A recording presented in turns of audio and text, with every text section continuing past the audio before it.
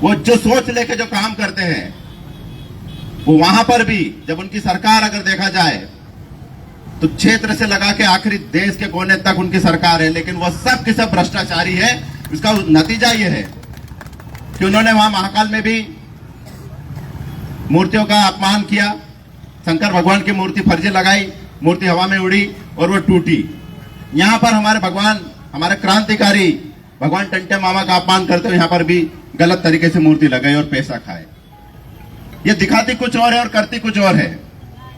ये सिर्फ पैसा कमाती है, लेकिन कभी भी किसी के सम्मान की या उसके हक और अधिकार की बात कभी भी नहीं भाजपा सरकार करती। लेकिन अब हमारे आदिवासी समाज जागरूक है, हमारे युवा है, वो पढ़े लिखे हैं और वो अपना हक और अधिकार संवैधानिक दायरे में रह के वो लेके रहेगा।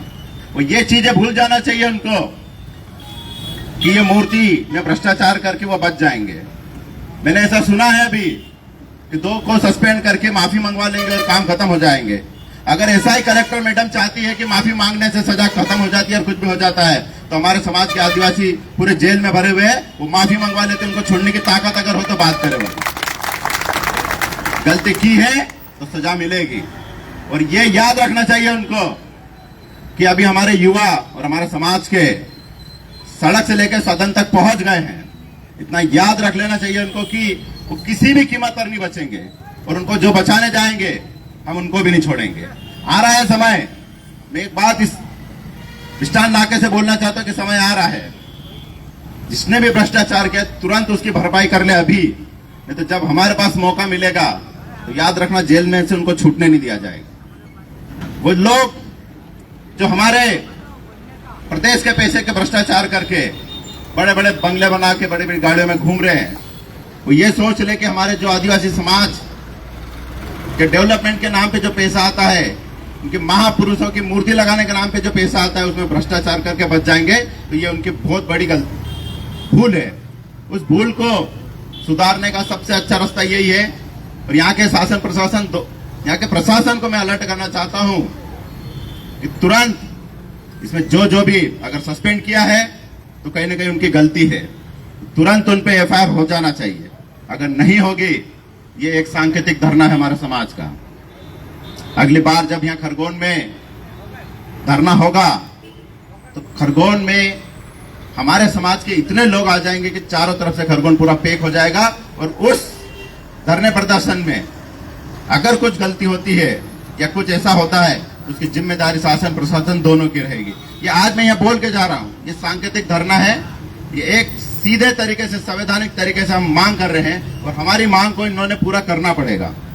और हम सबूत के साथ में लाके दे रहे हैं। वो सोच रहे हैं कि गलती कर देंगे दूसरी मूर्ति लगा देंगे। अरे छोड़ो, ये कई बात पुरानी कि अभी हमारे आदिवासी समाज के पास में भी फंड की व्यवस्था नहीं है। 8 दिन नहीं लगने देंगे और हम दूसरी मूर्ति लाके लगा देंगे, उनसे अच्छी और बड़ी मूर्ति लाके लगा देंगे। लेकिन हमारा जो पैसा है, जिन्होंने चोरी किया है, डाका डाला है, उन डाकुओं को किसी कीमत पे छोड़ा नहीं जाएगा। हम मूर्ति भी लगाएंगे और कार्यक्रम भी करेंगे और बड़ा कार्यक्रम करेंगे और भ्रष्टाचारी को जेल भिजवाने का काम भी करेंगे। 420 का केस लगना चाहिए। अगर हमारे समाज के लड़कों से जरा सी गलती हो जाती है तो तुरंत उन पे एफआईआर कर देते, 151 लगानी पड़ेगी।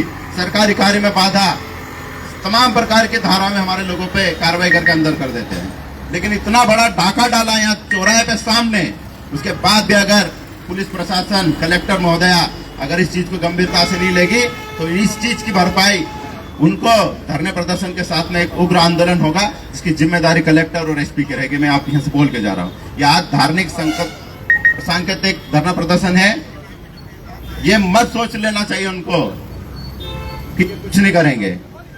इस चीज को ध्यान रखना चाहिए कि अब हम पूरी तरीके से तैयार है। हमारे महान क्रांतिकारी का अपमान हमारा आदिवासी समाज नहीं सहन करेगा। आज अगर इन पे एफआईआर की बात नहीं होती है तो फिर तैयारी कर लेगा पूरा समाज, पूरा क्षेत्र, पूरे देश के आदिवासी इकट्ठे होंगे और इसको पूरी ताकत से लड़ेंगे और हमारे महान क्रांतिकारी को न्याय दिलाएंगे। आप सभी इस लड़ाई को कभी ये मत सोचना कि आप कम हो या ज्यादा हो या आज क्या है। इस चीज को हमेशा ध्यान रखना है हमारे साथियों को कि हम पूरी ताकत के साथ में आएंगे और इस लड़ाई को अंजाम तक पहुंचाएंगे। मैं बस मेरी बात को यहीं खत्म करता हूं। आप सभी के साथ में मैं हमेशा खड़ा रहूंगा। हमारे समाज के लिए रात दिन हम लड़ते रहते हैं, हमेशा लड़ता रहेंगे। आप सभी आए, बहुत बहुत धन्यवाद। जिंदाबाद, जोहार, जय आदिवासी।